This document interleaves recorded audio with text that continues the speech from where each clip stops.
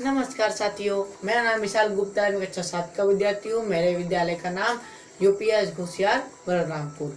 आज मैं महान व्यक्ति के बुक से एक कहानी सुनाने जा रहा हूँ। जब कोई मनुष्य जब कोई कार्य करने का दृढ़ संकल्प कर लेता है तो वह कार्य कितना भी कठिन हो, कितना भी असंभव जान पड़ता हो, वह कर ही लेता है। हमारे देश के इतिहास में ऐसे सैकड़ों उदाहरण मिलते हैं। उन्हीं में से एक महापुरुष भगीरथ जी, जो अपने अद्वितीय पुरुषार्थ के कारण जाने जाते हैं। महाराज रामचंद्र के वंश से कई पीढ़ी पहले राजा सगर राज करते थे।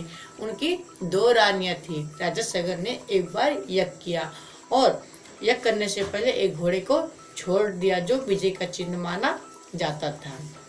उस घोड़े को इंद्र ने पकड़ लिया। राजा सगर बहुत ढूंढे किंतु वह घोड़ा उन्हें कहीं नहीं मिला। तब उन्होंने अपने पुत्र को घोड़ा लाने को कहा। उनके पुत्र घर से निकल गए। उन्होंने देश विदेश उन्होंने छान मारा किंतु उन्हें घोड़ा कहीं नहीं मिला। तब उन्होंने धरती खोदना शुरू किया। धरती खोदते खोदते उन्होंने कई जीव जंतु के प्राण ले लिए। कुछ ऐसे लोग थे जिन्होंने जो मन के मन में दुख हुआ और उनसे विनती भी की, ऐसा मत करो। उन्होंने किसकी भी बात पर ध्यान नहीं दिया और धरती खोदते चले गए। लास्ट में उन्हें मुनि कपिल बैठे हुए दिखाई दिए।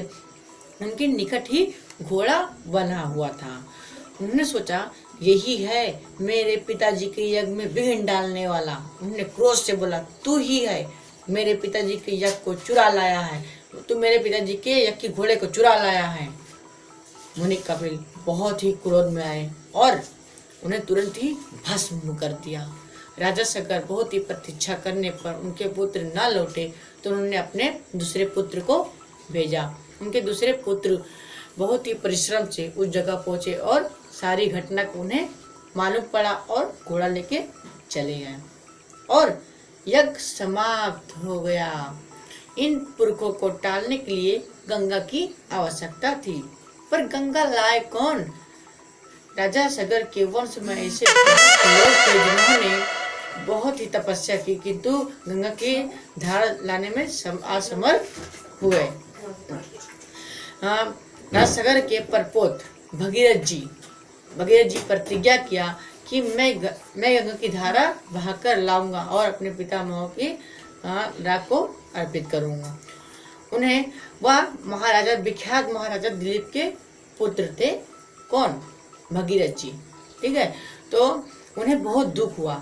इस बात का दुख हुआ कि उनके पिता इतना सा काम नहीं कर पाए। उन्होंने कहा कि इतना सा काम नहीं कर पाए, उनकी कोई संतान ना थी। वो अपना सारा राज्यकार मंत्रियों को सौंपकर तब करने चले गए। वह अपने लाभ तथा हित के लिए तब नहीं किया। उन्हें उनकी मात्र अभिलाषा यह थी कि वह गंगा की धारा बहा कर लाए और अपने पिता की राख को गंगा की धारा में अर्पित कर दे। बड़ी तपस्या करने पर भगीरथ जी को गंगा की धारा लाने में सफल हुए। भगीरथ जी गंगा को भी भगीरथी भी कहा जाता है। अच्छा, ऐसा कहा, इसमें एक प्रश्न बन सकता है कि गंगा जो भगीरथी जो है वो गंगा की धारा लाए, पर किस प्रकार लाए? मैं सुना हूँ कि गंगा की धारा पहले पहाड़ों के बीच होकर गुजरती थी।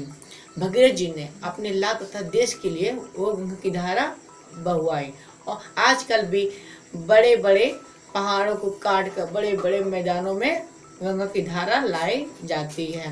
भगीरथ जी के इस लगन और विश्वास के साथ भगीरथ जी अपने इस कार्य किए और जिसे पूर्ण रूप से सफल हुए। इसी महान कार्य से जो लोग महान करियत होते हैं उन्हें कहा जाता है कि इनके ऊपर भगीरथ पर्यंत हुए। ऐसा कहा जाता है कि भगीरथ जी अपने पितामह के धार्मिक संस्कार करने के पश्चात तथा अपने गंगा की धारा लाने के पश्चात उन्होंने कई दिनों तक अयोध्या में राज्य किया। इससे स्पष्ट होता है कि भगीरथ जी अपने हित के लिए गंगा की धारा बहाई। महर्षि वाल्मीकि ने इस घटना का अपने रामायण में पूरा वर्णन किया है। आगे आगे भगीरथ जी चलते आ रहे हैं और उनके पीछे गंगा की धारा बहते आ रही है। हाँ, गंगा गंगा से हमारे प्रांत को बहुत ही लाभ होता है।